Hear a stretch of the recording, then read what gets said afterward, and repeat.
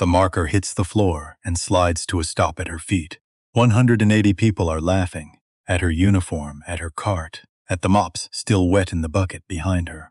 Even the maintenance staff, the professor says, grinning at the 12-foot equation behind him. 2 minutes. Solve it, and I'll marry you on the spot. He doesn't know her name. He's worked 30 feet from her for 10 years, and he doesn't know her name. But there's a folder hidden under her cleaning cart. 92 pages, 6 proofs. And one of them ends with the exact equation glowing on that screen. She bends down, picks up the marker. A Princeton professor at the panel table goes very still. A grad student in the front row whispers, "Oh no."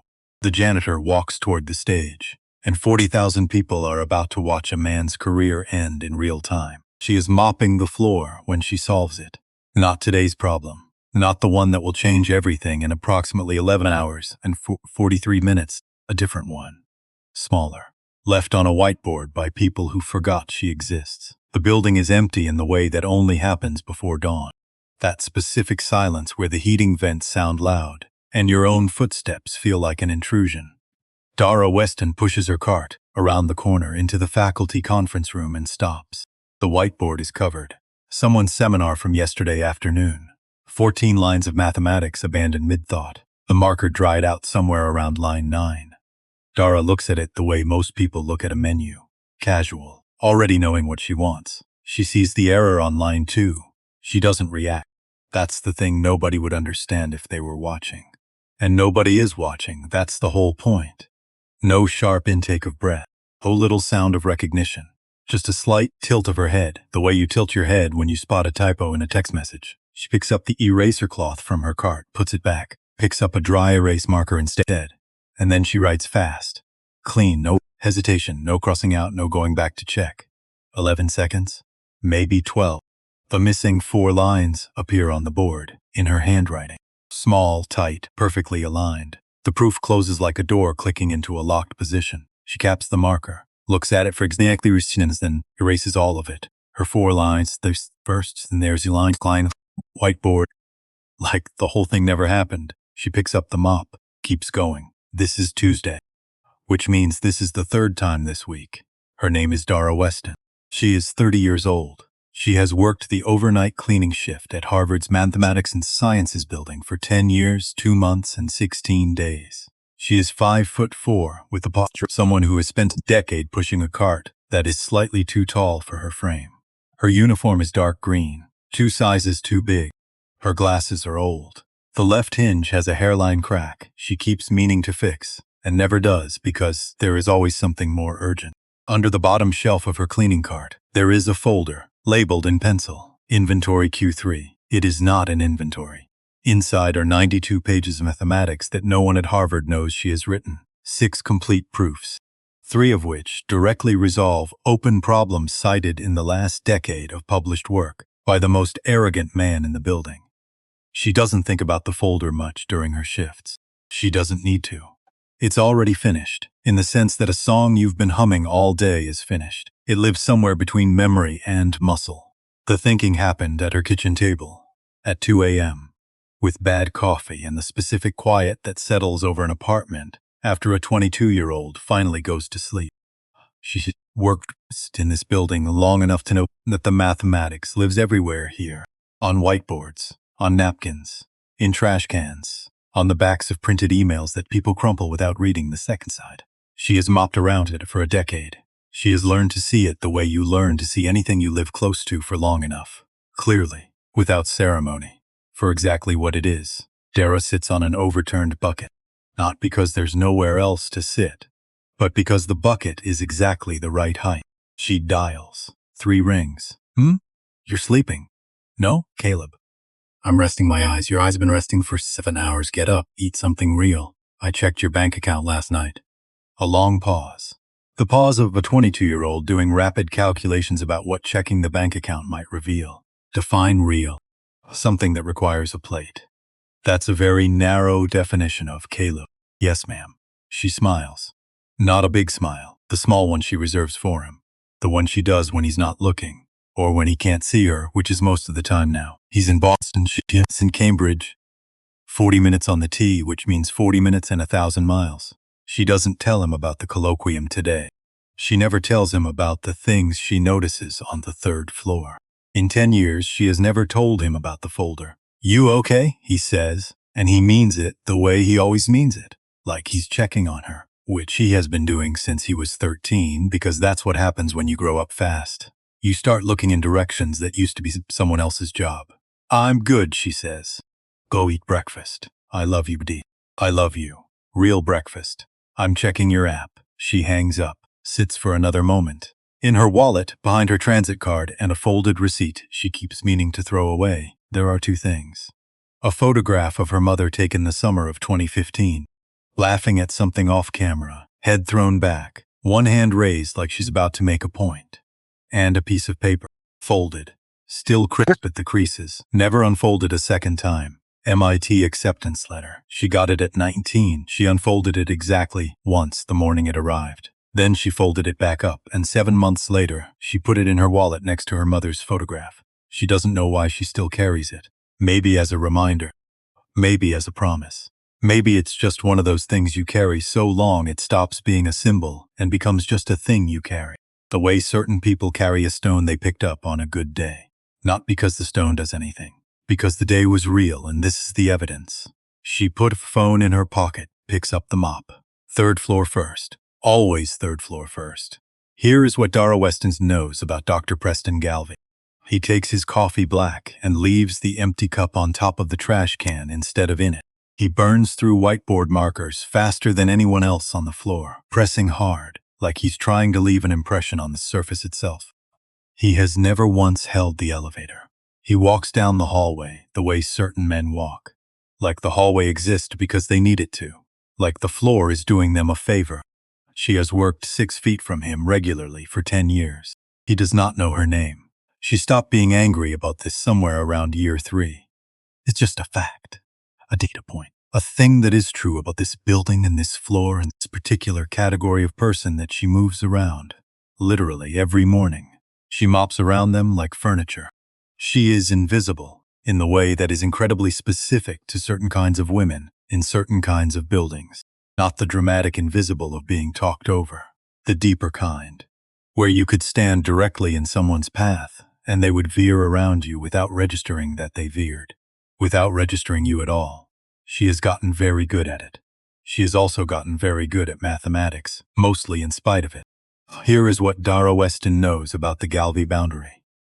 Technically, it's called the Galvey-Hartman integral identity, but everyone in the department calls it the Galvey boundary because Galvey is the one who shows up to all the conferences.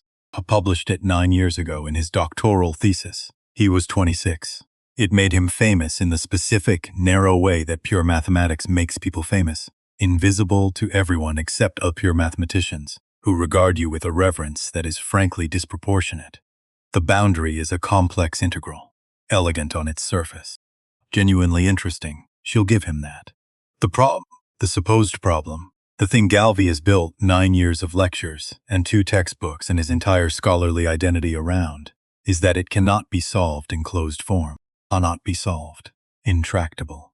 Possible. These are his words, from 3 different papers and at least 1 podcast interview she's listened to once, on her phone, walking to the T at 6 a.m., trying not to laugh out loud on the platform. She solved it 6 months ago, at her kitchen table, starting from a piece of trash. Here is how it happened. The folder did not begin with the Galvey boundary. It began 4 years earlier, when Dara first started pulling discarded preprints from the 3rd floor recycling bins.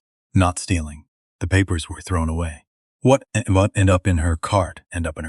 She read them at home, the way some people read mystery novels on the commute. Quickly, with the particular pleasure of following a puzzle that someone else had started, and she was completing in her head before she reached the end. The first proof she wrote herself was in response to a paper she found in the recycling outside the faculty lounge in November 3 years ago. The author had gotten 3/4 of the way to a solution and then taken a left turn into a dead end. She could see exactly where he went wrong. She wrote the correction on the back of a shift schedule. Then she wrote what came after the correction. Then the page ran out and she used the inside of a manila envelope. And by the time she was done, it was 3 a.m., and she had 4 pages of mathematics that resolved an open problem she had read about but never expected to touch. She folded the pages, put them in the folder, labeled the folder Inventory Q3 because nobody looks at inventory folders, and went to bed. That was the beginning. The folder grew the way things grow when you're not watching. Slowly, consistently, over months. A page here, half a page there. 2 new proofs the winter Caleb had his appendix out, and she spent 4 nights in a hospital waiting room, with nothing but bad coffee and a legal pad, and her own mind for company. 1 proof over 6 weeks last spring, built in fragments between shifts, the way you build anything when you only have 10 minutes at a time. The Galvey boundary was always in the background, not as a project, more as a landmark, a thing she could see from where she was standing. Every time a new paper on it appeared in the 3rd floor recycling, and papers appeared regularly, because Galvey generated papers as though some men generate opinions continuously and with great confidence. She read it, added a note to the folder, thought about it on the walk home. Then, 8 months before the colloquium, something shifted. She read a preprint Galvey had left on his desk, visible through the open door, and noticed that his approach had not changed in 4 years. Not in method, not in angle. He was still asking the same question the same way, and getting the same non-answer, and writing papers about why the non-answer was inevitable. She started paying closer attention. And 2 months later, she found the napkin. The napkin is near the trash. White, restaurant quality. The thick kind, his handwriting. She recognizes it from the whiteboards. Loose, fast, slanting right. 3 lines of mathematics. Then a cross out. A rewrite. Then another cross out. Then a rewrite. The same one. The exact same mistake. Crossed out and rewritten in the same wrong direction. Which means he saw the error. He found it, considered it, and chose the same answer anyway. Not because he didn't understand. Because the right answer required dismantling something he'd already built on top of it. Because the wrong answer had become load-bearing. She knows that feeling, not the mistake specifically. The feeling of looking at something so long that your brain starts defending its own error. She has fought that feeling deliberately, consciously, every time she sat down with the folder. She has a habit of writing at the top of every page, check line 3, before you go further. It is a reminder she started leaving herself in year 1.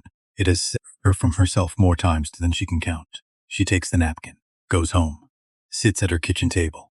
Caleb is asleep. A city outside the window is doing the 11 p.m. version of quiet, which is not actual quiet, but is close enough. She puts the napkin on the table, puts the folder next to it, opens both. She is not planning to solve it tonight, she's planning to look. But looking is, for her, a door. And once she walks through a door, she keeps walking. At 3 a.m., she has the proof, complete, closed form, clean as a lock clicking shut. She reads it back twice to make sure she hasn't made the mistake Galvey made. The mistake seating to see it. She checks line 3. She checks it again. It holds. She folds the napkin 1, puts it in the folder, puts the folder back on the shelf, goes to bed for 2 hours, gets up, goes to work, tells no one. This is the version of her life she has chosen. Not because she doesn't know what the folder is worth. She knows exactly what it's worth. But the folder is safe where it is. And safe is something she has learned to value in ways she didn't when she was 19 and had not yet learned what the alternatives feel like. There is something Dara Weston does not know about Theo Brandt. She knows his face. Young, a little rumpled, the look of someone who sleeps on his office couch more than he sleeps at home. She has mopped around his desk for 2 years. He always leaves a half-finished coffee that she moves aside to clean under and carefully puts back in exactly the same position. She has appreciated that about him without knowing his name, the putting back of things. What she doesn't know is that 14 months ago, Theo Brandt opened the supply closet on the 3rd floor during a routine fire safety inspection and found the folder on the bottom shelf of her cart. He almost didn't open it. Almost checked the closet off his list and moved on. But the label said Inventory Q3 and something about the way it was placed there, carefully, specifically, like it had been set rather than stored, made him pick it up. He opened it. He read the first page standing in the supply closet doorway. Then he went inside and sat down on the floor and read all 92 pages. It took him 4 hours. When he came out, he was not the same person who had gone in, not dramatically. Not in any way visible from the outside. but something had rearranged itself. The way a room rearranges itself when someone moves one piece of furniture and suddenly the proportions are different and you can't remember what it looked like before. I took photographs of every page, every equation, every margin note. He labeled the files, encrypted the drive, went back to his desk, and stared at his own research for a long time. He went back to the closet the following week, when a new page had appeared, and the week after that. For 14 months, he has been the only person at Harvard, other than Dara herself, who knows what is in the folder. He has not told anyone. He told himself he was protecting it, that if Galvey knew, Galvey would find a way to absorb it, redirect it, make it his own before she could make it hers. He ceased waiting for the right moment, that there would be a right moment, that he would know it when it came. He was still waiting at 11 p.m. last night, when Galvey sent him an email. 4. Tighten the upper bound on the imaginary axis. Minor adjustment. Theo read the email, sat still for 3 minutes. Opened a reply window. Typed a response. Typed another. Delete that one, too. Typed understood, and closed the laptop, and lay down on his office couch and looked at the ceiling until sometime after 2 a.m., thinking about the folder and the photographs on his encrypted drive, and the woman who put things back exactly where she found them. At 6 a.m., Dara Weston pushes her cart through the service entrance of Hall G. The room is large, tiered stage at the front, projection screen already lit. The morning colloquium doesn't start for 3 hours, but someone has been here already. The slides are loaded. The first one is up. The Galvey boundary. White text on black. A integral expanded below it. 12 feet tall. Dara stops. She reads it top to bottom, quickly. Then again, slower, at the part that's snagged. She gets to line 4. There is a constraint that was not in the 2018 published paper. She knows the 2018 paper the way some people know songs. Not from studying it formally, but from returning to it over 3 years, whenever she needed something familiar to think against. A bound on the imaginary axis, 4 characters, looks almost like a notational preference. But she knows what those 4 characters do to the approach she built at her kitchen table 6 months ago. They close a specific door. The polar transformation, contour deformation, the hidden symmetry she found at 3 a.m., all of it sealed off by 4 characters that didn't exist in the published version. Her hand tightens on the cart handle. She knows who added them, and she knows why. She looks at the slide for another moment. Then she pushes the cart forward and starts her morning rounds, because the floors don't mop themselves, and she says 2.5 hours before this room fills with poems. She works methodically, corner to center, and the thing she doesn't let herself think about directly, she thinks about entirely without stopping for the full 2 hours. At 7:15 a.m., she is in the 3rd floor corridor, finishing her last hallway, when she hears the stairwell door. Galvey, already on his phone, one hand gesturing at the air. Dark suit, no tie, moving with the confidence of a man who has arranged the next several hours to his exact specifications. He walks down the hallway toward her. She steps to the side. The small practiced movement of someone who has learned to navigate around people who don't navigate around her. He doesn't slow down, doesn't look up, walks through the space she had just been standing in, and continues to his office. Doesn't close the door. Through the open doorway she can hear him. Something about the live stream setup. Something about the journalist from the Tribune. Something about, and this is the phrase that stays with her, the elegance of a clean defeat. She keeps walking. Down the corridor, around the corner, to the elevator. She stands in the elevator and watches the numbers change. She thinks about Caleb. She thinks about whether he actually ate breakfast. She thinks about her mother. She thinks, if she could see you right now, what would she see? The elevator opens. She pushes her cart out, and the answer she doesn't let herself finish echoes around the elevator shaft as the doors close behind her. At 8:30 a.m., break time, she sits on her overturned bucket in the supply closet and takes the folder out from under the shelf.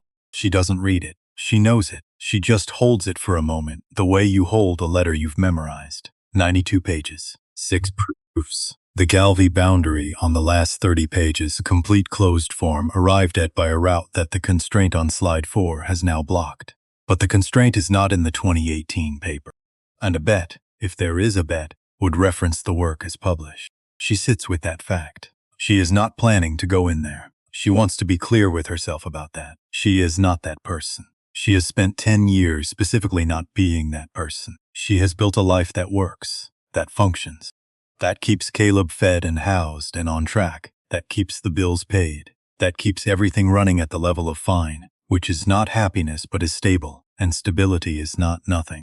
She puts the folder back, picks up her thermos, drinks cold coffee, and thinks about the therapy, not the public failure, not at the humiliation, not Galvy's face or the crowd or the camera. The real fear is being seen, and then dismissed.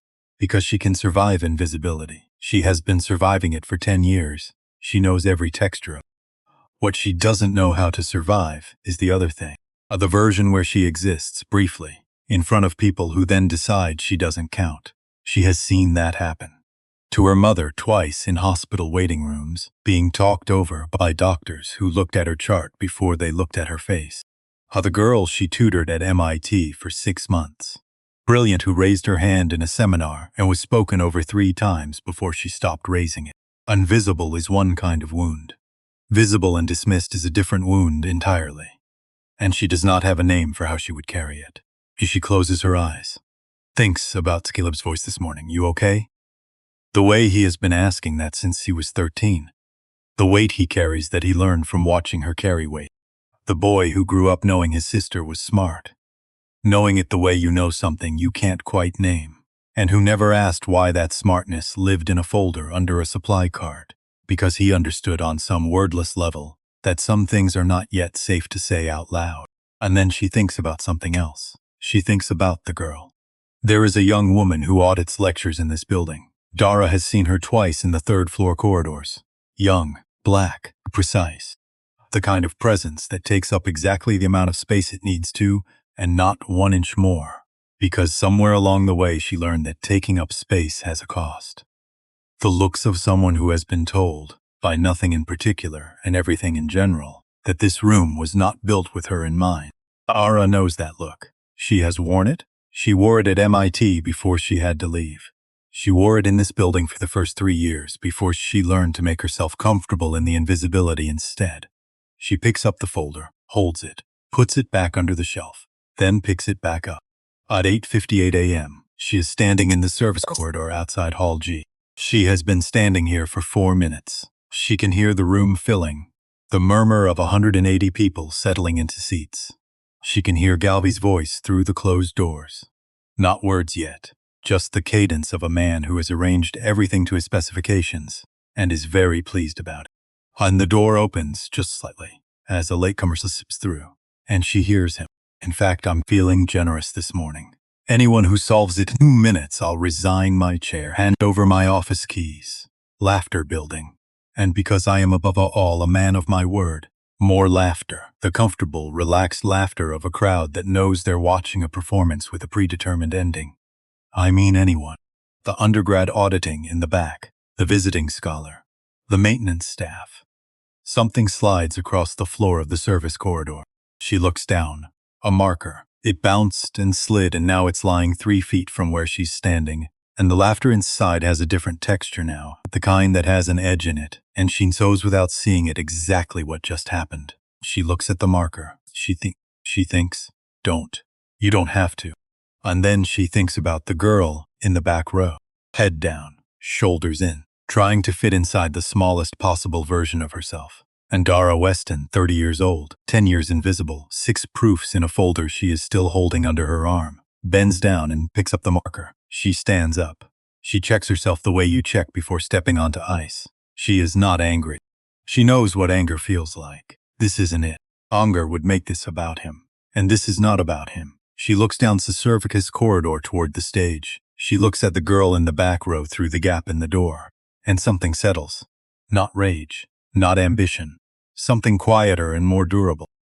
The feeling of a woman who has been carrying something for 10 years and has just decided. Not dramatically, not with a speech, just practically, like choosing a different route because the old one is finished. That today is the day she sets it down. She steps through the door. Into Hall G, she walks down the side aisle, 180 people, a 12-foot screen. A man with a stopwatch who does not yet know that this morning is about to become the thing people tell for years. She walks to the panel table at the front, stops beside Dr. Iris Tamblyn, speaks quietly. Just for her. Professor Tamblyn, may I borrow the floor? 2 minutes. Dr. Tamblyn looks at her. A long look, the kind that measures something that is not credentials and not rank. The assessment of a woman who has spent 40 years in rooms not designed for her and has learned to recognize something in another woman's face that most people can't see at all. 3 seconds. Then Dr. Tamblyn nods once. By all means, Miss Weston. Phones come up across the audience. Galvey turns around, laughs out loud. Oh, this is, by all means, by all means. He clicks the stopwatch with a flourish. 2 minutes. Starting, Dara walks past him. She does not take the marker he holds out. She walks to the tray at the base of the whiteboard and picks up a fresh one, caps it, turns to face the board. 12 feet of mathematics. 9 years of a man's career. A door that was sealed this morning specifically to keep her out. She looks at it, and she begins to read. Not the answer, not yet. Top to bottom, the way you walk a room before you start cleaning it. Understanding what you're actually dealing with before you decide where to begin. Behind her, the stopwatch ticks. Behind her, 180 people hold something that is not quite breath. On the back row, a girl who was trying to be invisible has lifted her head, and Dara Weston stands at the board, reads, and prepares to begin. She stands at the board for 15 seconds without moving, just reads. The room doesn't know what to do with that. People came expecting a punchline. The janitor picks up the marker, makes a few squiggles. Galvey says time's up. Everyone laughs. The story ends the way these scene stories always end. That was the script. That was the shape of the morning everyone's had silently agreed to before they sat down. Except she isn't following the script. She is reading, head slightly tilted. Marker capped, eyes moving line by line from the top of the screen to the bottom, the way a surgeon reads a chart before she picks up anything sharp. Not fast, not slow, exactly as long as it takes. Behind her, Galvey's smile starts to do something at the edges. Not collapse, just thin. The way a smile thins when the person wearing it realizes the room has stopped laughing with them and started watching something else instead. He glances at his stopwatch. The number is moving. She is not. On the front row, Theo Brandt is gripping his notebook with both hands. Not writing, just gripping. His knuckles have gone the color of old paper, and his eyes are doing the same thing her eyes are doing. Moving up the screen, line by line, except his face is doing something hers isn't. His face is afraid. Because he knows what she's looking at. He has known for 14 months what she's looking at. He sat in this building for 14 months and did nothing. And now she is standing at that board with a marker in her hand, and the weight of those 14 months is sitting on his chest. And he is understanding, for the first time, with his whole body, rather than just his mind, what his silence actually cost. Not him, her. In row 3, Renata Ose has set down her pen. This is notable because Renata Ose has not set down her pen at a press event in 11 years. She takes notes the way other people breathe, automatically before she decides to. The pen is a reflex.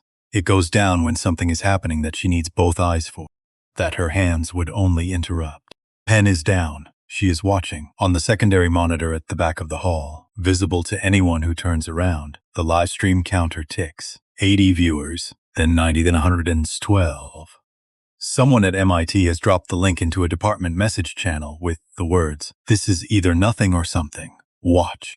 7 people click it immediately. One of them is a postdoctoral researcher who will, within the hour, forward it to her advisor with a single line of her own. You need to see this right now.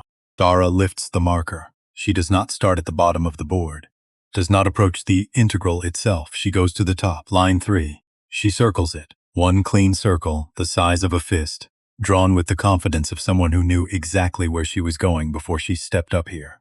Then she turns around. The room adjusts. Phones rise. Someone in the back stands slightly without realizing they've done it. Her voice is low, even. The voice of someone who is not performing confidence because they have never needed to perform it, only to suppress it. Professor Galvey, on line 3, you've assumed your function is continuous at the origin. It isn't. There's a removable discontinuity, but only after you redefine the limit from below.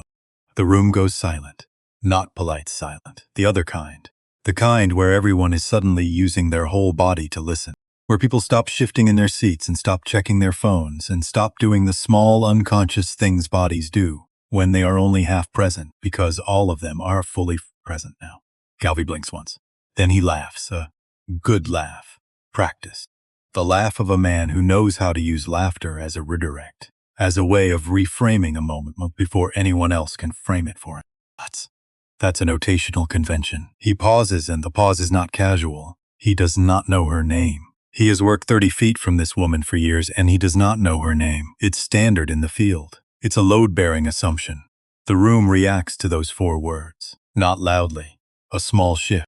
The almost inaudible sound of a crowd recalibrating. Even if that were true, if line 3 is wrong, every line after it inherits the error. Beat. Spotting an error is not a solution. The bet was for a closed form. He glances at the stopwatch with the studied casualness of a man who wants the room to look at the clock rather than the board. And the clock is running. I know. She turns back to the board. She writes a correction next to line 3. Doesn't erase his work. Writes beside it in the same space. The way a doctor writes a second opinion in a margin without crossing out the first. Here is what you missed. Here is what comes instead. In the front row, a graduate student whispers, "Oh my God." Just that. But it carries. The person next to him turns. The person behind that person. A ripple moving backward through the rows, the wave of a room beginning to understand that it did not know what it had come to see. In Boston, in a dorm room on the 4th floor of a building that smells permanently of instant noodles and good intentions, Caleb Weston is asleep. His phone is face up on the desk. 3 notifications have arrived in 4 minutes from 3 different people who all know his sister works at Harvard and have all sent this live stream link with variations of the same message. He is asleep. His phone buzzes again, twice in quick succession, then a 6th time from a different number with a message that reads, "Caleb, wake up, right now. I am not kidding." He rolls over, opens one eye, reads the message, opens the link. On his phone screen, small and bright in the dark of his room, is a woman standing at a whiteboard in what he recognizes, because he has been there twice, once for a tour, and once to bring her lunch on a shift that ran long, as Hall G at Harvard, his sister, on her work uniform, at a whiteboard, in front of what appears to be an enormous room full of people, all of whom are looking at her. Caleb Weston sits up, stares at his phone, sits on the edge of his bed for approximately 4 seconds, then slides off it onto the floor, because his legs have made the decision his brain hasn't caught up to yet, and stays there, cross-legged, phone in both hands, watching. In Atlanta, Grandma Odette is already awake. She is 82 years old and has not slept past 5 a.m. since 1987 and does not intend to start now. She is in her kitchen with her 2nd cup of tea when her phone rings. It is Caleb. She answers on the 2nd ring. He doesn't say hello. He just says, "Grandma, I need you to turn on your computer. The laptop I set up for you. Can you do that right now?" She can hear something in his voice. Not panic. The thing underneath panic that panic is covering. "Give me a minute," she says, and sets down her tea. Theo Brandt sees the move before anyone else does. She is setting up a polar transformation. He knows it from the way she repositioned the first term, the angle of it, the specific substitution she's chosen as her entry point. He wrote a single word in his notebook 9 months ago, in the margin next to his own transcription of her method from the photographs on his encrypted drive. Elegant. He wrote it then because there was no one to say it to. He says it now out loud, under his breath, to no one in particular, because the word needs somewhere to go. She's going polar. The grad student next to him looks up. What? Polar transformation. Theo's voice is barely above a whisper. She's going to use symmetry. From that angle? Watch, Theo says. Grad student watches, and then he watches with his mouth open. Alvial steps forward. Hold on. His voice has the controlled edge of a man trying to sound relaxed.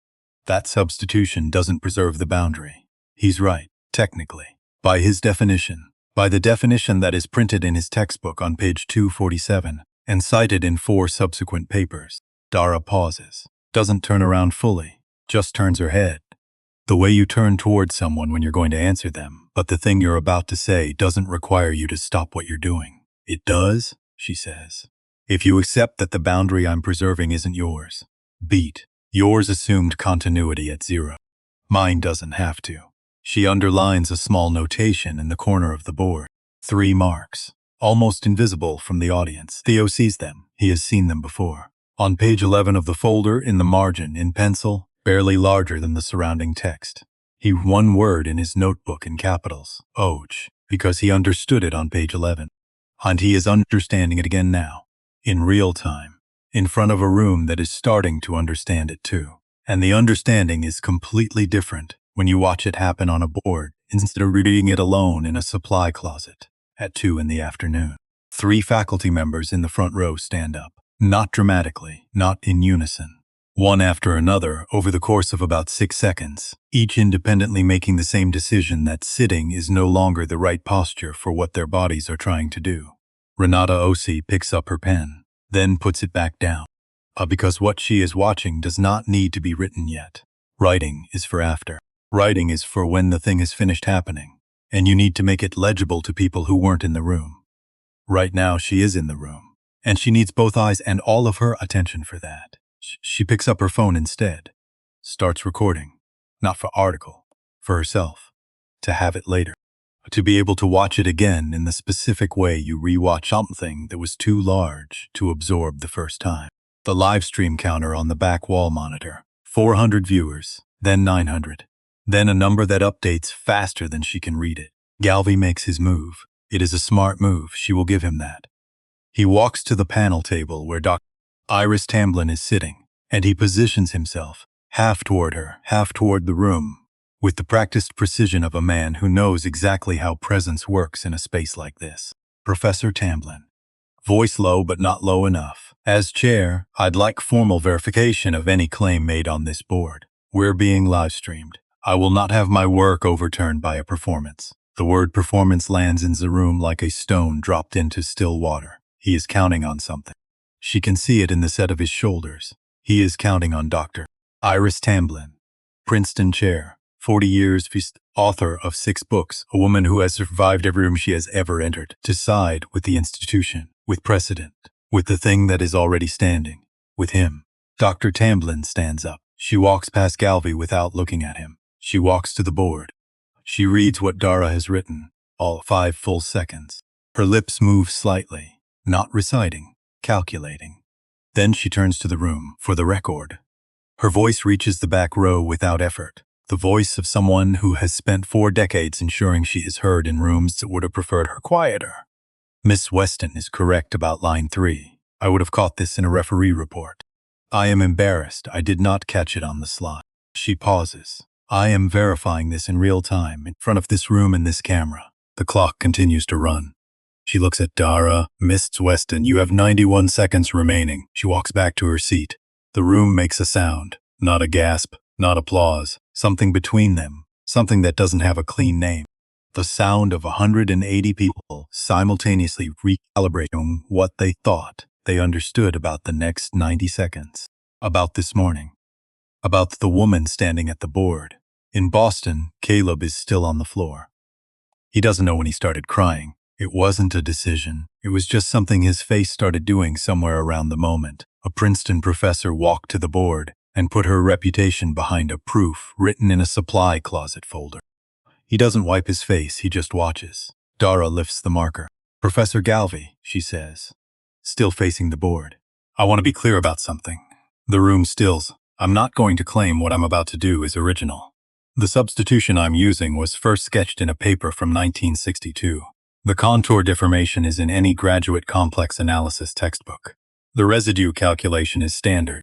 She pauses, then turns, just slightly, so the camera can catch the side of her face. None of this is hard. Another pause. What's hard is being willing to look at line 3. The room exhales, all of it, all at once, like a single organism that has been holding its breath but realizing it, and has just been given permission to stop. Galvi's smile is flat now, still technically present, but the thing that animated it from the inside is gone. What's left is the shape of a smile without its contents, a mask that has forgotten what it was put on to cover. Solve it, he says, and the voice is different, smaller, the register of a man who has just felt the ground shift and does not yet know how far it's going to move. Don't lecture me on humility. Solve the integral. Dara nods once, turns back to the board. Stopwatch, 1 minute 32 seconds. She lifts the marker, and she begins. Move 1, polar transformation.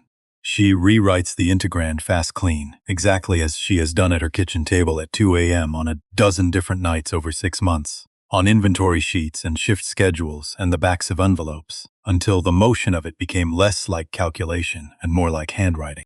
Something her hand knows how to do. before her money finishes asking it to.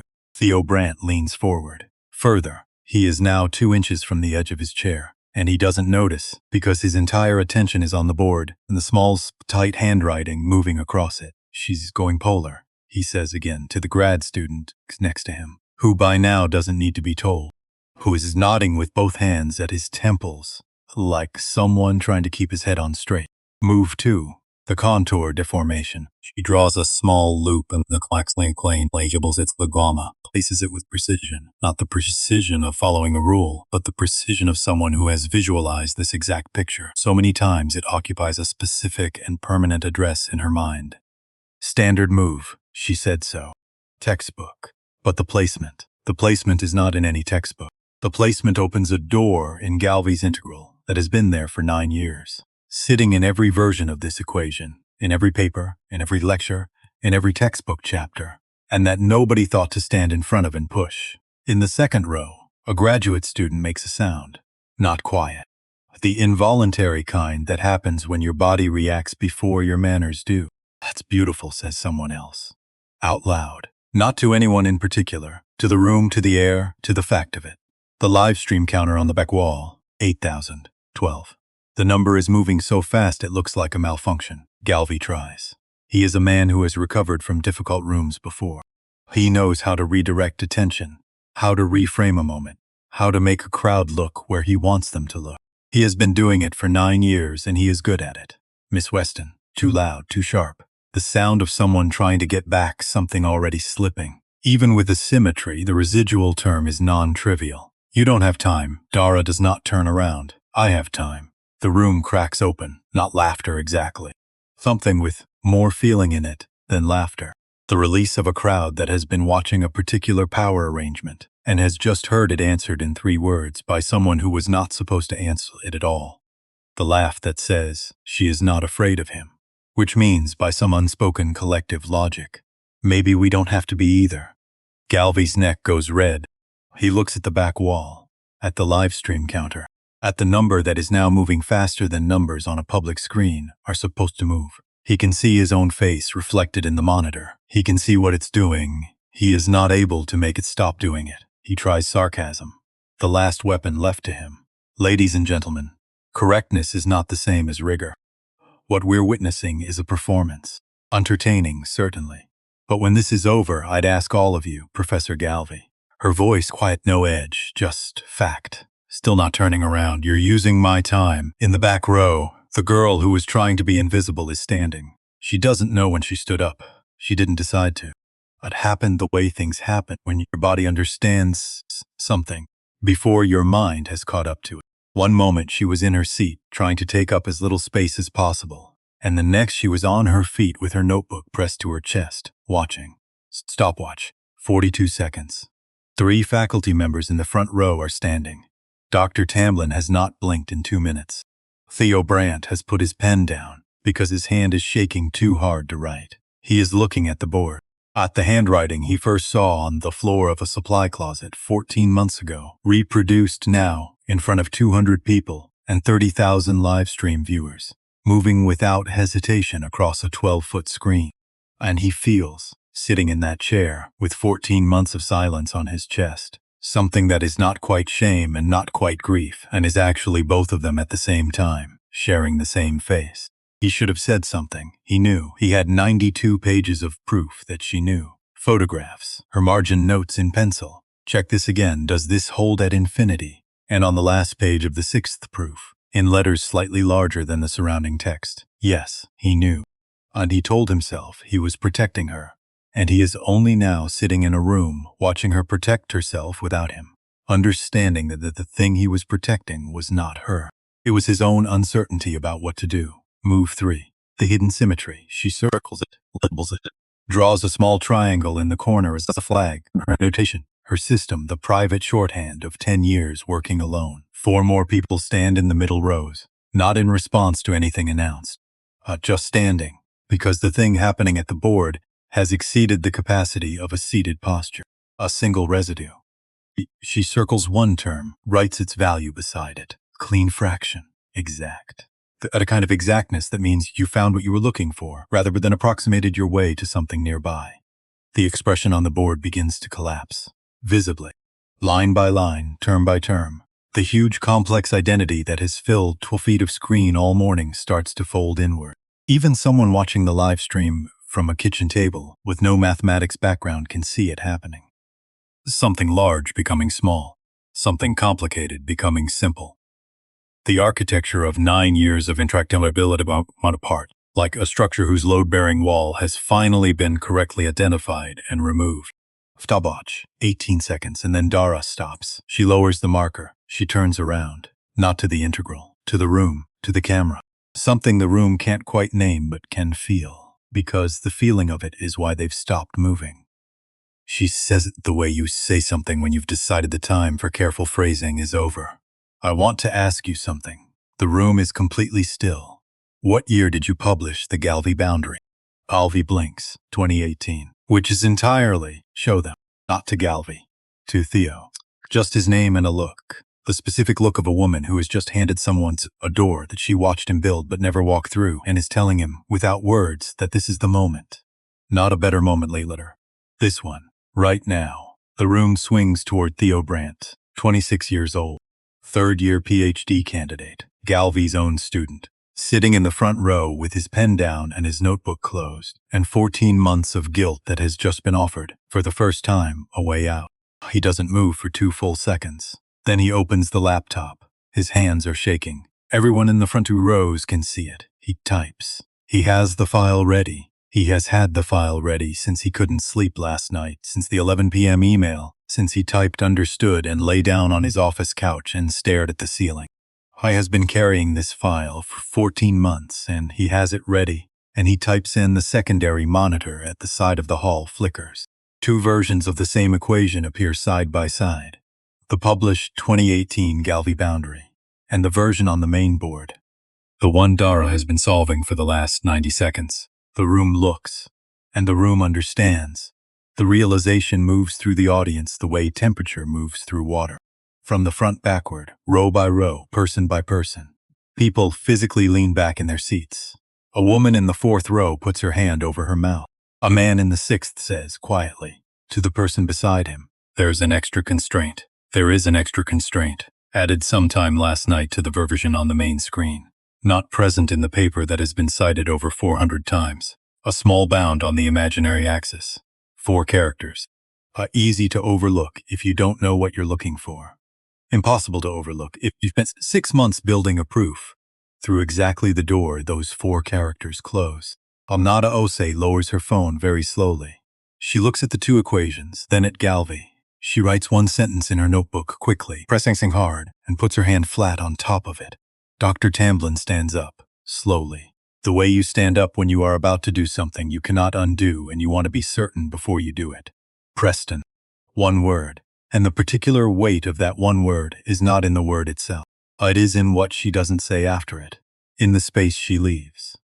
Because what follows Preston in this room, in front of this camera, with 2 versions of a published equation on 2 different screens, is so apparent that finishing the sentence would be an insult to the 180 people capable of finishing it themselves.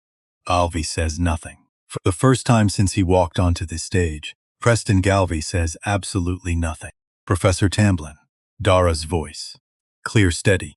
The voice of someone who has been waiting without knowing exactly how long or in exactly what form. For this, with your permission, original equation, the 2018 version. She pauses. 8 seconds is plenty. The room makes a sound, not a gasp. Deeper than that. The sound that a room full of people makes when they understand something simultaneously. When the understanding is not individual but collective. When 180 people breathe the same breath at the same moment.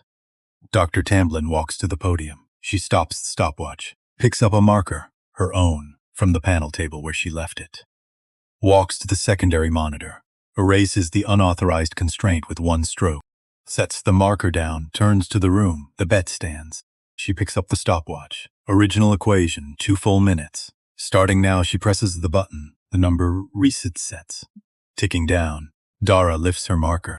And Galvi, standing in the center of his own colloquium, in the hall where he has lectured for 9 years, in front of the camera he arranged, in front of the journalists he invited, In front of the student whose silence he had relied on. In front of the woman whose work he has walked past for a decade. Stands there, watching, his hands at his sides. Not done. Because this is the thing about cornered men. They reach. Even when there is nowhere left to reach. Even when the reaching is the thing that will finally show the room exactly who they are. He reaches. He goes to the panel table and picks up a folder. Administrative. Label.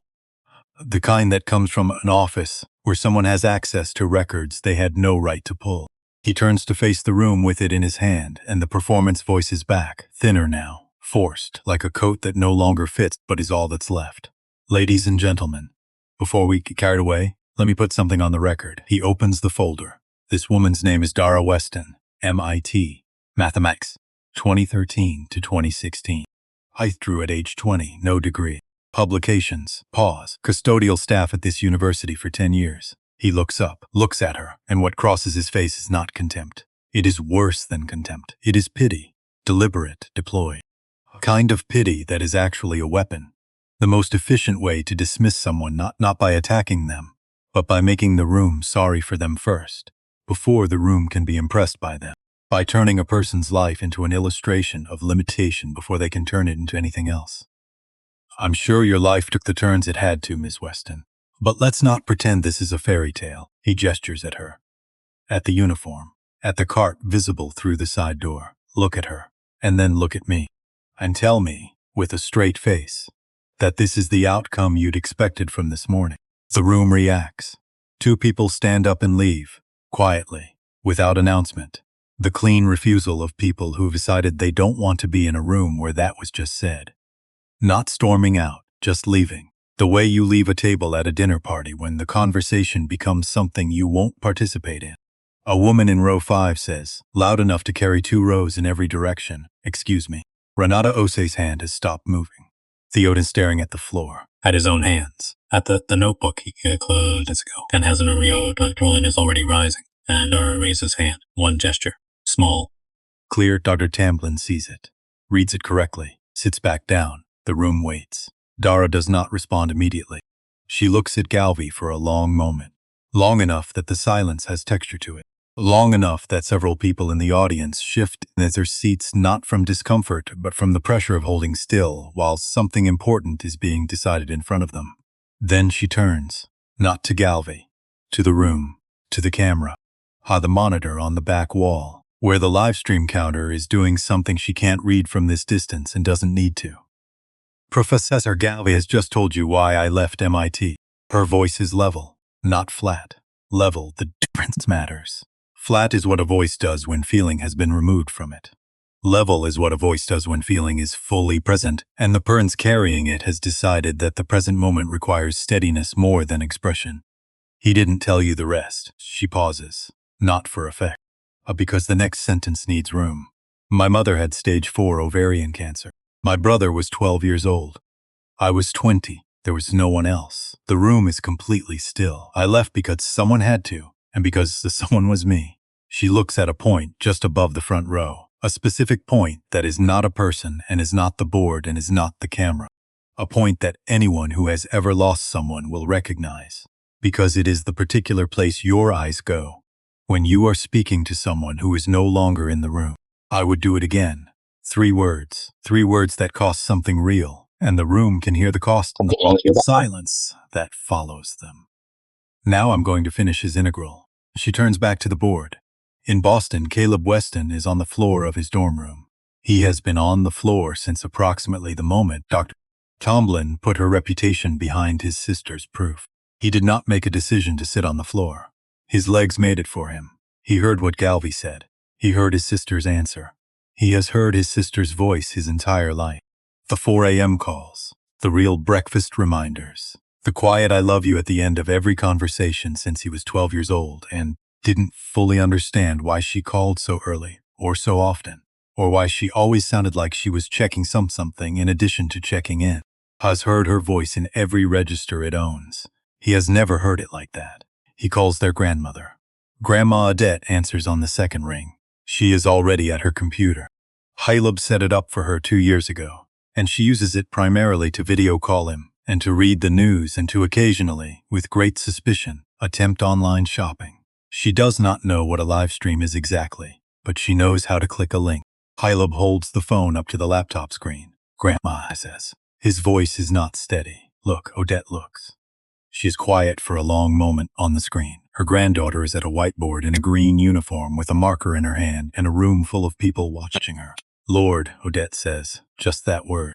And the way that word contains everything when said by an 82-year-old woman who has lived long enough to understand that some moments are too large for other language. Lord, the stage, as Dr. Iris Tamlin stands up. Quietly, without announcement, she removes her jacket. The Princeton seal on the inside lining. She walks to the chair beside the podium, the speaker's chair, the chair that says placement alone this person belongs at the front of this room, and she drapes the jacket over the back of it. Princeton seal facing the audience. Then she walks down the steps and sits in the front row, like a student. The message requires no translation. That seat is yours, that board is yours, finish. In the back row, the girl who was trying to be invisible has moved to the center aisle. She doesn't know when she moved. She's halfway to the front, and she doesn't remember standing up or stepping out of her row, only that she needed to be closer to what is happening. And her feet agreed before she finished the thought. A grad student in the second row notices her, moves over without looking up from the board, pats the seat beside him. She sits. She does not look away from the stage. The stopwatch reads 1 minute 32. Dara lifts her marker. Move 1, polar transformation. Fast, clean, from memory. The way you do something you've practiced in every available quiet moment for 6 months. Move 2, auto deformation. Gamma. Placed where she has always placed it. In the position she found at 3 a.m. that opens the symmetry no one else found in 9 years. Move 3, the hidden symmetry. Circled, labeled, flagged with her notation. The 12-foot expression begins to collapse. Stotch, 42 seconds. Move 4, single residue, clean fraction, exact value. The integral folds inward, term by term, the way a long argument finally resolves into the thing it was always about. 18 seconds, she draws a line. Under the closed form, 1 line. It fits on 1 line, 0. She caps the marker, she turns around. The room does not move for 4 full seconds. 4 seconds of silence so complete. You can hear the projector fan and the HVAC and one person 3 rows back trying, unsuccessfully, to breathe quietly. 4 seconds of 180 people processing a single fact. They were in this room. They will tell people they were in this room. For years, for the rest of their lives, I was there. They will celebrate the back claps once, and Theo Brand starts clapping. He is crying openly, not quietly. Not in the careful, controlled way that might allow him to pretend he isn't.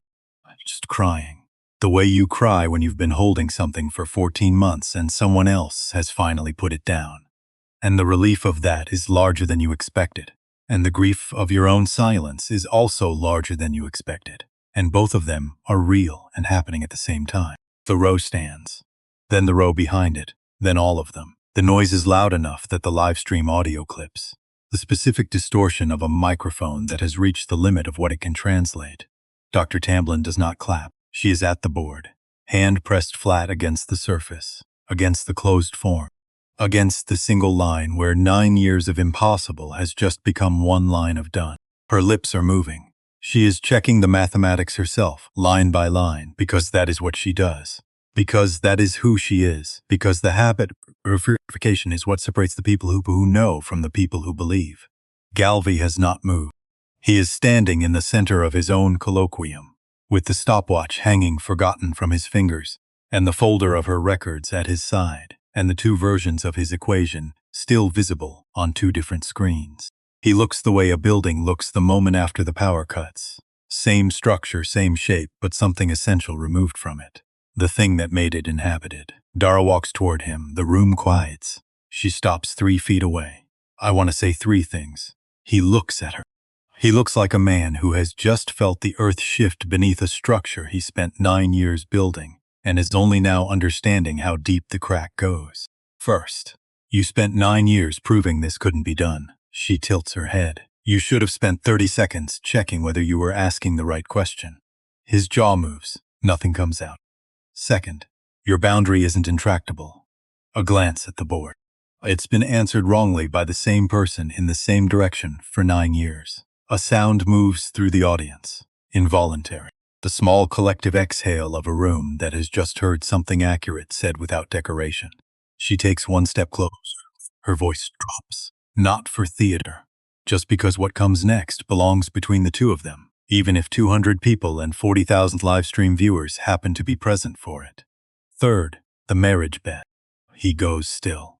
I'm not holding you to it. Something flickers across his face. The beginning of relief.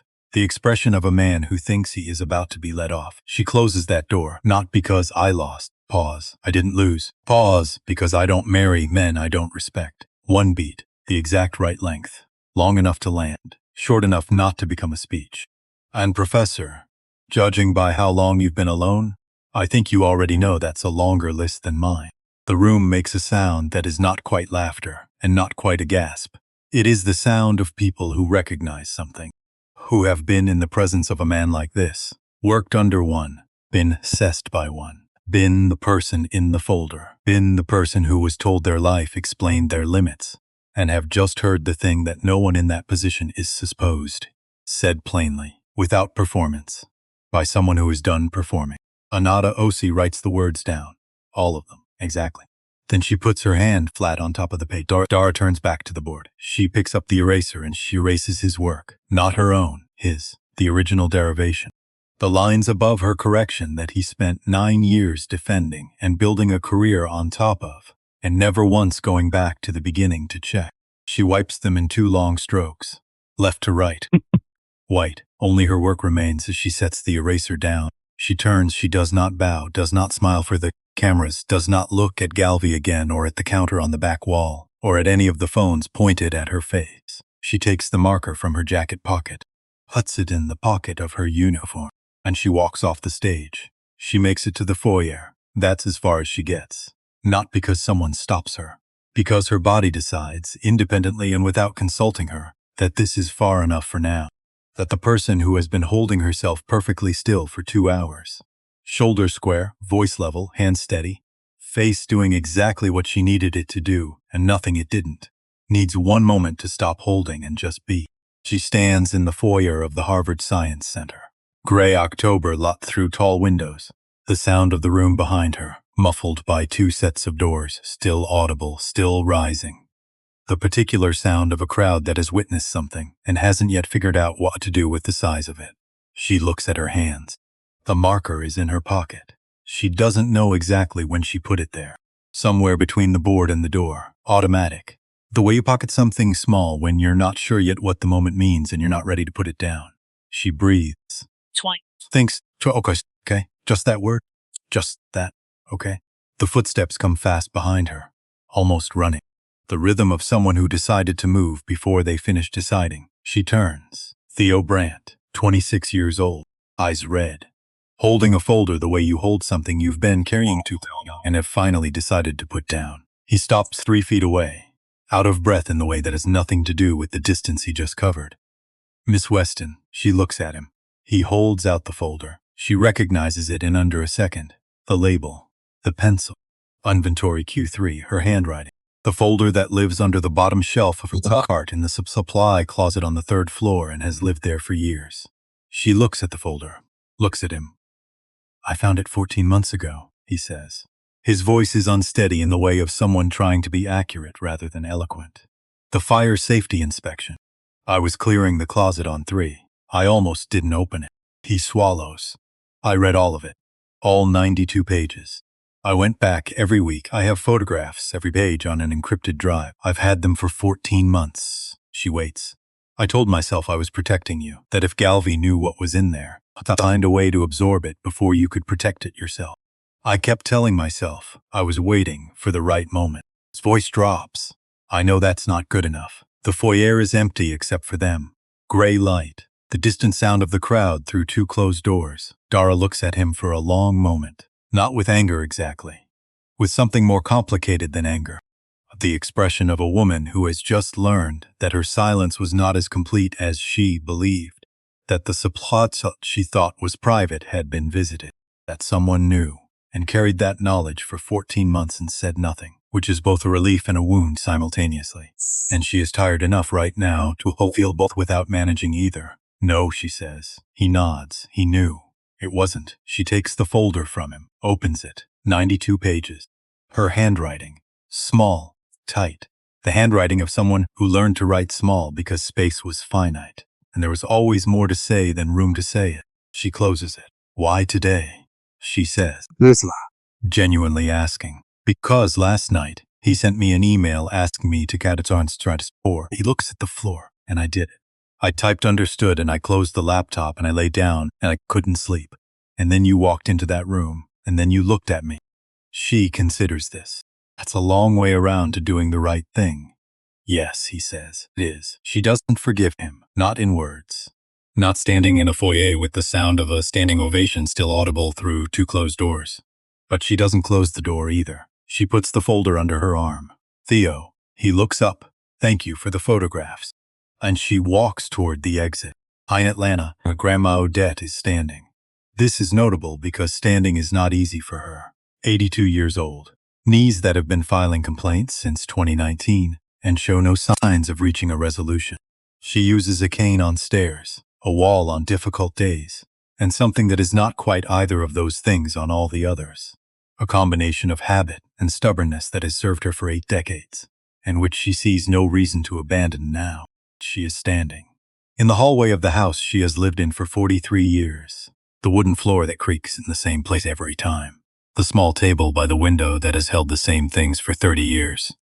A ceramic dish for keys, a Bible with a cracked spine and a framed photograph. Her daughter, Dara's mother, taken the summer of 2015. Laughing at something off camera, head thrown back. One hand raised the way she always raised it, when she was in the middle of making a point she believed in. She was always in the middle of making a point she believed in. Odette picks up the frame. Her hands are not as steady as they were, but they are steady enough for this. She turns the photograph toward the television screen, toward the laptop Caleb set up for her, where a woman in a green uniform is walking off a stage and sets it down carefully, so that her daughter can see what her child has done. Then she stands there with her hand on the frame for a moment. Lord, she says.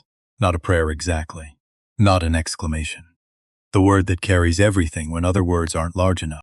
Pride and grief and the particular ache of watching someone you love carry something they were never supposed to carry, and carry it with more grace than the people who put it on them. Lord. In Boston, Caleb is still on the floor. Hai has been on the floor since Dr. Tamblin walked to the board and put her name behind his sister's proof. He did not choose the floor. His legs chose it for him, and he has not seen any reason to argue with them since. He is not crying quietly. He gave up on quiet. Somewhere around the moment, his sister looked at the camera and said, I would do it again. He is crying the way you cry when you realize you have fundamentally misunderstood someone you love. Not in a small way, in the way that changes the shape of everything you thought you knew about them. He knew she was smart. He has always known she was smart. But there is a distance between knowing someone is smart and watching them stand at a board in front of 200 people and dismantle 9 years of a famous man's career while also telling the truth about your mother. And Caleb Weston is only now, at 22 years old, sitting on a dorm room floor, crossing that distance. He calls Grandma Odette back. She answers immediately. He holds the phone up toward the laptop so she can hear. On the screen, the crowd is still stomping feet. His sister has just walked off the stage. She did it, Grandma, he says. His voice is not steady, and he doesn't try to make it steady. She did it. Odette is quiet for a moment. Baby, she's been doing it for 10 years. We just didn't know to look. Renata Osi comes through the doors moving fast, the walk of someone with a specific destination and a hard deadline and 11 years of experience knowing that both of those things wait for no one. She spots Dara in the foyer before Dara spots her. Stops, takes one breath, walks over. Ms. Weston. Dara turns. Boston Tribune. Press badge. Notebook. Pen uncapped from the last thing she wrote down, which was a line she covered with her hand. I'm filing tonight, front page. She pauses, with your permission. Dara looks at her. What's the headline? Renata glances at her notebook, at the sentence she wrote 30 minutes ago and pressed her hand flat against. For 10 years, she solved their problems in a supply closet. Harvard never asked her name. The foyer is very quiet. Dara is quiet for a moment, too. She thinks about Caleb.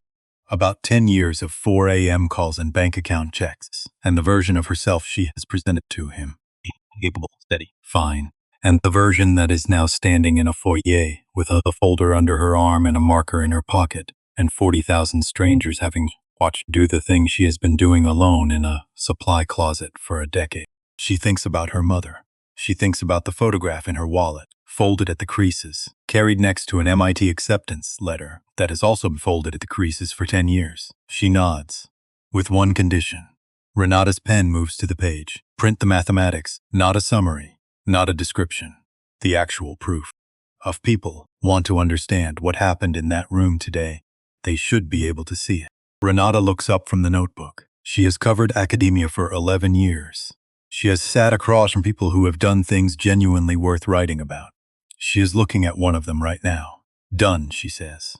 Behind the closed doors of Hall G, something is still happening. The crowd has not fully dispersed. Voices, movement, the particular sound of a room that has witnessed something large and is not yet ready to break into smaller conversations and go back to regular life. Dara can hear it through the doors. She doesn't go back in. Inside Hall G, Dr. Iris Tamblyn is standing at the board. The room has quieted to the specific murmur of people talking to each other in low voices, replaying what they saw, comparing what they noticed, doing the thing that humans do when they've shared an experience too large for one person to hold alone. Tamblyn is not talking to anyone. She is reading the board, all of it, from the circled line 3 to the closed form on the last line, reading it the way she reads everything, methodically, without rushing, with the attention of someone for whom verification is not a formality but a practice. Then she takes out her phone, calls a colleague at the journal, gets voicemail, hangs up, calls another. This one answers. I need to talk to you about a submission, she says. Tonight. It's urgent. She pauses, listening. No, I haven't submitted it yet. I'm standing in front of it right now. Another pause, because the author wrote it on a cleaning cart. She looks at the board, at the closed form on the last line, and it's the best thing I've seen in 9 years. She hangs up, takes a photograph of the board, walks off the stage. Galvey is gone. He left sometime in the last 10 minutes, while the room was still standing, while Theo Brandt was still crying and the live stream counter was still climbing. No statement. He simply was there and then was not, the way certain presences exit a room when the room has stopped being arranged around them. A stopwatch is still on the podium. Nobody picks it up. The story runs at 6 a.m. the next morning. For 10 years, she solved their problems in a supply closet. Harvard never asked her name. By Renata Osei, Boston Tribune. Page 1, with the mathematics not summarized, not described, not translated for a general audience. The actual closed form solution, typeset properly, taking up a column and a half of the front page of a Wednesday morning paper. The copy editor called Renata at midnight to ask if she was certain. I'm certain, Renata said. Nobody's going to read the math. Some people will, Renata said, and those are exactly the people I want to read it. She was right. By 7 a.m. the story has been shared 40,000 times. By noon it is in every major paper in the country. Not reprinted, written fresh. Because each paper wants its own version of what happened in Hall G on a Wednesday morning when a janitor walked onto a stage and did the thing the stage was built for. By Thursday evening, the live stream clip, the 90 seconds from the moment she picked up the marker to the moment she said it's a load-bearing assumption, has been viewed 14 million times. 14 million. And climbing. In the comments section of that clip, which is moving too fast for anyone to read in real time, one comment gets pinned by the channel moderator because it has been liked more than anything else posted that morning. Hot reads. She didn't prove she was smart. She proved she was always smart. Those are two completely different things. In Galvey's office, empty now, the door closed, a paper sign on the handle reading, "On leave," in the administrative font of a printed by someone else. Someone has taped a printout to the door. The screenshot from the live stream. The moment she is writing on the board, and he is standing behind her, watching.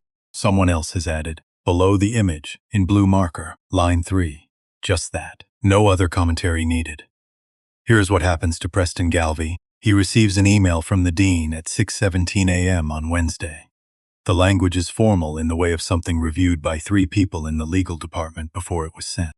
He is placed on administrative leave, pending a review of the modification to the published equation and a separate review of the conduct documented on the live stream recording, now available to approximately 14 million people. A Thursday seminar is canceled. His graduate courses are reassigned. 3 weeks later, he signs a public statement, posted on the Harvard Mathematics Department homepage. 4 paragraphs acknowledging the validity of Dara's proof, the modification of the published equation, and his conduct in Hall G. He signs it alone in his apartment at 11:43 p.m. on a Tuesday, sends it to an administrative email address, does not appear in person, does not speak to a camera, does not call anyone first. One paragraph he writes himself, the shortest one, 23 words. I was wrong about the boundary. I was wrong about her. I am sorry for what I made of both of those facts. He does not specify which one he's sorrier for. He does not say what he will do next. He does not mention the napkin. Renata runs a follow-up story the next morning. Here is what happens to Theo Brandt. He emails Dr. Tamblyn at 9 p.m. on Wednesday. Subject line, I need to tell you something. The email is long. He attaches 14 months of photographs. Every page of the folder time-stamped, in order, from the day he found them to the day he last checked. He does not ask for anything. He does not try to reframe his silence as protection. He just tells the truth, completely, in the plainest language he can manage. Dr. Tamblyn replies 6 a.m. Thursday. 4 sentences. Thank you for this. I've forwarded it to the relevant committee. You should speak with an advisor about your position here. You did the right thing eventually. That matters, even when it comes late. Which is, considering 14 months of photographs on an encrypted drive, probably more than he deserves and less than he needs. Which is, he decides, reading it 3 times at his desk exactly right. Here is what happens to Dr. Iris Tamblyn. She submits Dara's proof to the Annals of Mathematics at 4 p.m. on Wednesday, 48 hours after the colloquium, because she spent the intervening time doing something she has not done in 20 years. Staying up through the night to check someone else's mathematics, with the focused attention she usually reserves for her own. It holds every line, every step. She requests expedited review. In the cover letter she writes, I've verified this proof in real time under publishing scrutiny. I am submitting it with the full weight of professional reputation behind that confidence. One author listed, Dara Weston. She also writes a letter by hand. Her handwriting is genuinely bad, and she knows it. But she writes it by hand anyway, because the occasion requires something that a typed document cannot carry. 3 paragraphs. The first about the proof. The second about the fellowship at the Institute for Advanced Study in Princeton, which she has already made calls about, which she is formally offering as of the date of the letter. The third paragraph has nothing to do with mathematics. I spent 3 hours in Chicago in 2019 watching something unjust happen to a colleague. I said nothing. I have thought about it most weeks since. I cannot fix that silence. But I want you to know that when I had the chance to stand up at this time, I took it. And I took it because I remembered Chicago, and because I was tired of being the woman who watched. I hope that means something to you. Even a small thing. She seals the envelope. Mails it old-fashioned, with a stamp. Because some things should not travel through servers. Dara reads the letter on a Friday evening, at her kitchen table. Same table where she sat 6 months ago with the napkin and the cold coffee. Same chair. Same window with the same view of the street she has looked at for 10 years. Everything in the room the same, except the folder is on the table instead of under a shelf. And there is a letter from Princeton next to it. And the proof is in the annals, in review, with her name on it. Just her name. She reads Tamblyn's letter twice. The third paragraph 3 times. Then she folds it carefully and puts it in her wallet, not instead of the MIT acceptance letter. Next to it, 2 pieces of paper from 2 different moments. One representing a door that closed. One representing a door that opened. She sits at the table for a while without working, sitting, which she has not done at this table without a folder open in front of her, in longer than she can specifically remember. It feels strange at first, and then slowly it feels like something that might, with practice, become familiar, like rest. She calls Caleb at 4 a.m., not because she has to, because she wants to. Because the 4 a.m. call is not only a check-in.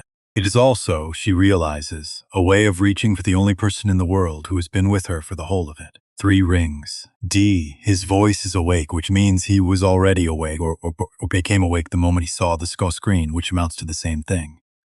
Hey, she says, it's 4 in the morning. I know. A pause. You okay? He says.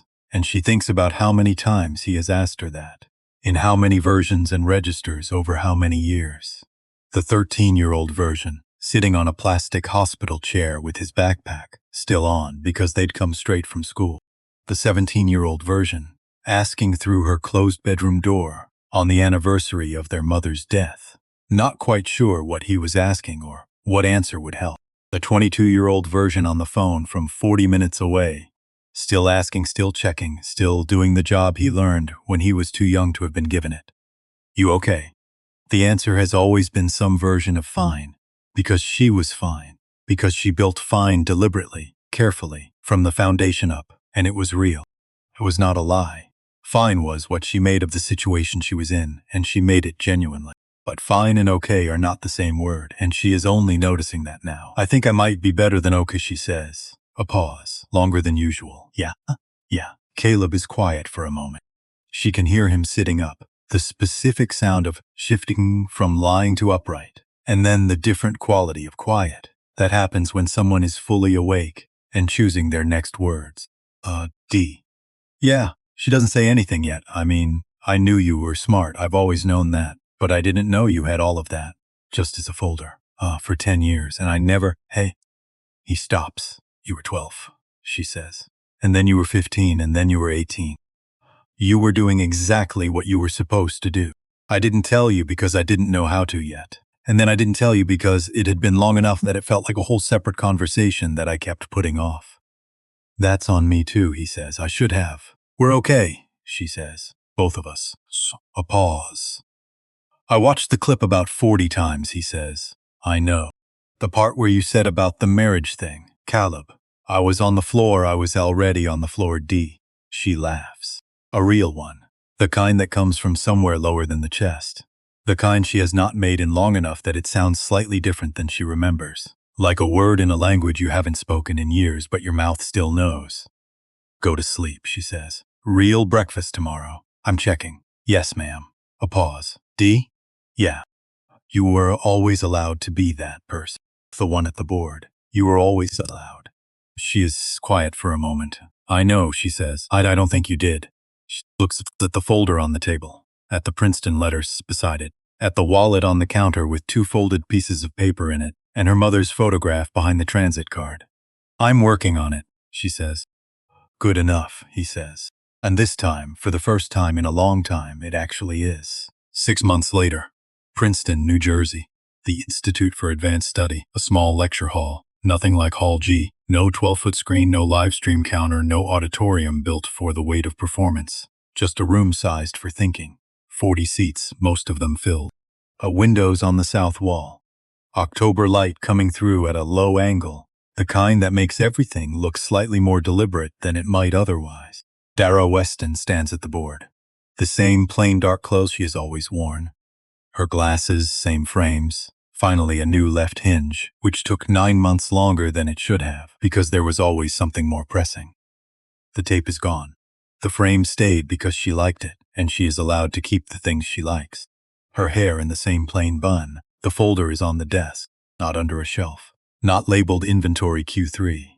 Not hidden inside anything, on the desk. Where things that are not shameful belong. She looks at the room. In the front row, 3 women with notebooks open. 2 graduate students from Princeton.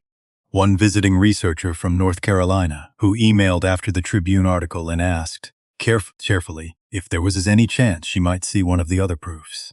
Any of them. She didn't specify which one. She just wanted to see one. Dara emailed back within the hour. Come to the lecture. Bring a notebook. In the second row, 2 more graduate students.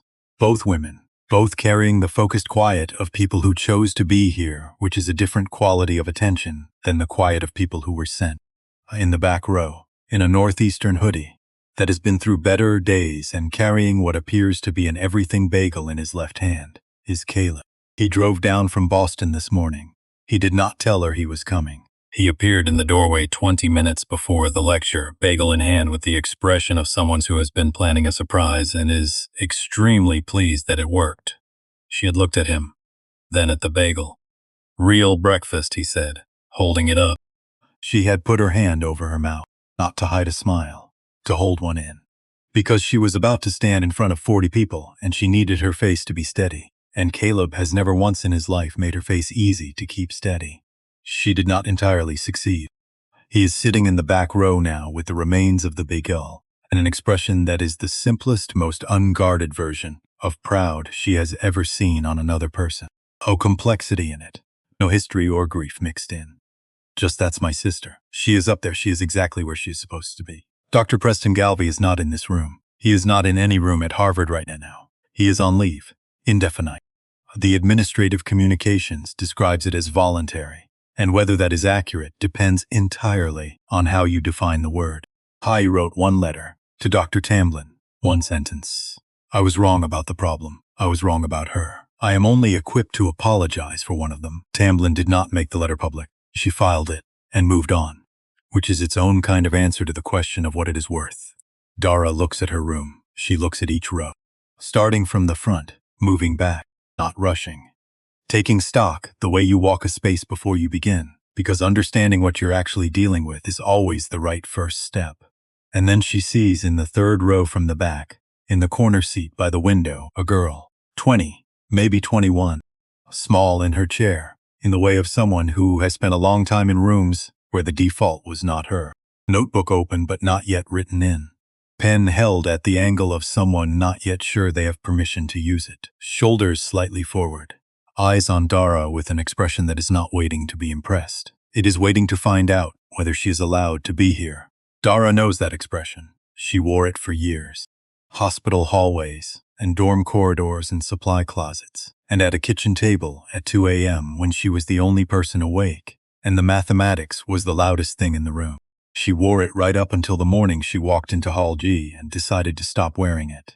Dara points, not at the most confident face, not at the full book, not at the hand already half raised, at the girl in the corner. The girl looks startled. The startlement of someone who has spent their entire life slightly to the left of where the pointing goes, who has built whole systems of behavior around the fact of not being chosen first, because it is easier to plan for the thing that always happens than to be surprised when it doesn't. Me, Doris. I'm just auditing. I know. Tell me your name anyway. A pause. The kind where someone is deciding how honest to be, how much space it is safe to take up. Mara, the girl says. Ma. Dara nods. Another pause. Longer. I saw the clip, Mara says finally. The Hall G one. Which part? Mara looks at the board, at the single word still written there in Dara's handwriting. Hello. The first word of the first lecture. The part where you erased his lines and left yours, she says. I kept watching that part. Why that part? Amara looks at her hands, then up. Because you didn't erase everything. Just the wrong parts. The room is very quiet. The particular quiet of 40 people understanding simultaneously that a 20-year-old has just said something true in a way she doesn't entirely know yet. And everyone else in the room already does. And both of those things are present at the same time. Hara looks at her for a moment. That's exactly right, she says. She turns to the board. She writes the first equation. Not the Galvey boundary, something new. The beginning of a proof she has not shown to anyone yet. Not Tamblin, not the Annals, not the 41,000 people who were watching a live stream counterclimb on a Wednesday morning. Her question. Not Galvey's, not the Fields. The one she has been turning over for 6 months in the quiet hours that used to belong to the folder and now belong to whatever comes next. The marker moves.